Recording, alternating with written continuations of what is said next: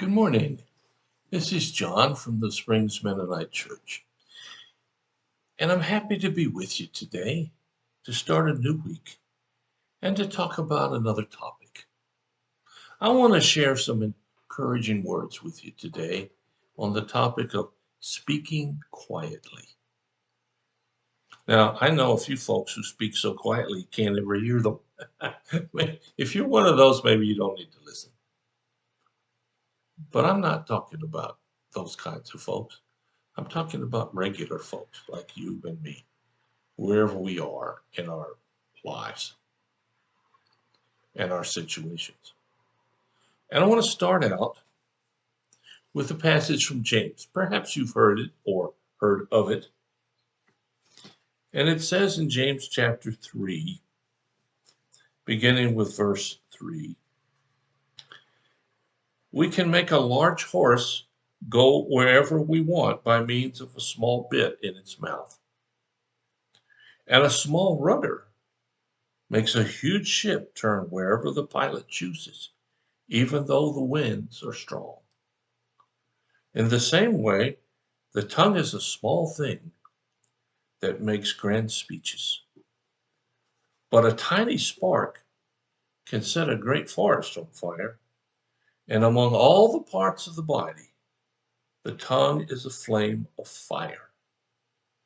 It's a whole world of wickedness, corrupting your entire body, and can set your whole life on fire.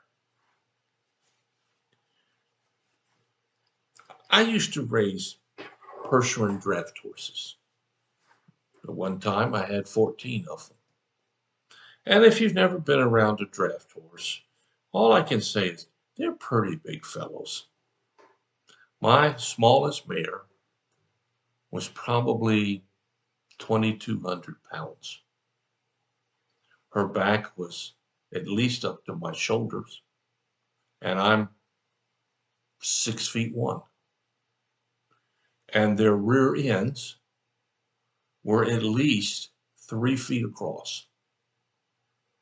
These animals are massive. And you can do whatever you want to them, and they'll hardly respond. You can take a 2x4 and break it over their heads or their butt, and they'll probably never flinch. Now, I never tried it, but I think it's easy. But you put a bit in that horse's mouth, and it'll do all kinds of things for you.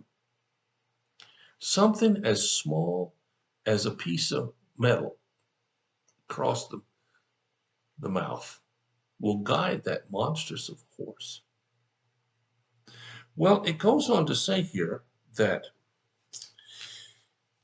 our tongue is a small thing. You think of all the organs in your body, you don't think about your tongue as a particularly big one. Now, I could stick mine out to you, but I don't have a very big tongue. Some people are bigger than others, but it's still not even as large as your hand. And it's hidden most of the time. We keep it inside, but we use it extensively. And it says here that the tongue, even though it's small, it can do amazing things. It can make a great speech. And perhaps you've heard some. I've heard some amazing speeches in my life. And you know, without a tongue, it's almost impossible to talk. Now, I won't say it's not possible, but it's really hard to talk well. And it's hard to nuance sounds. The tongue that God gave us is amazing. In fact, research shows that when you're born, you can make 450 some distinct sounds with your tongue. Now, the problem is there's no language in the world that uses more than 150. So over time, you lose the ability to make those sounds. But all of that comes out of that one small little muscle inside of our mouths. But this is not a story about physiology. It's a story about something else. And it says, the same way the tongue is a small thing, but the tongue is a flame of fire. It can corrupt everything. Well, if we're talking about speaking softly, there are two things that guide our ability to speak softly. One is our tongue. It's going to make the sounds that come out of it or come across it, actually. The other is what guides it from here and here to come out here. Taming the tongue is hard to do. Give you an example. Faith and I recently traveled down to Nashville to see our sister. And on the way home, we were in the a motel, and having breakfast. And this one little kid across the way started screaming and screaming and screaming. And finally, Dad took him out somewhere, came back in a little bit, and he was quiet. And he was doing whatever he was doing. Then the next thing you know, he was screaming and screaming and screaming. Now, I don't know what bothered him. My wife, who's much better at this than I am, noticed that the mom had a new baby, and she suspected it had to do with anxiety of being replaced.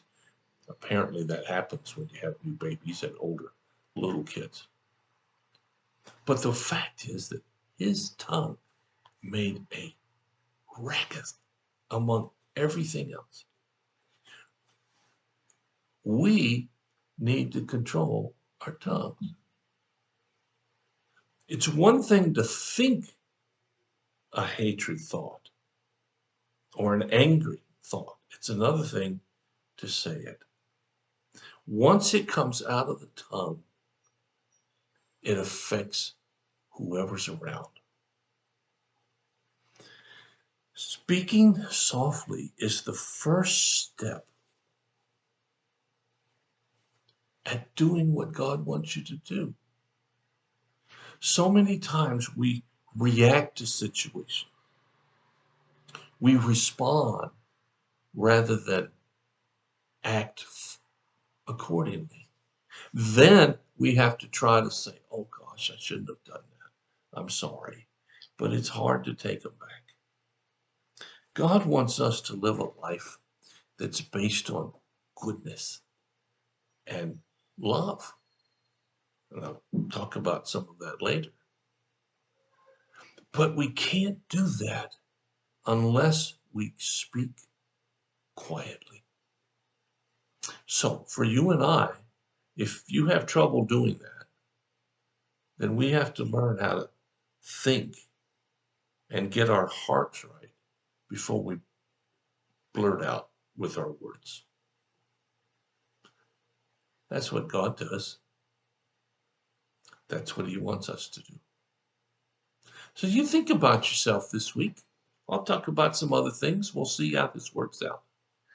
Thanks so much for listening. If you have a need or a concern, call us, let us know. We'll do whatever we can as fast as we can to help meet your need.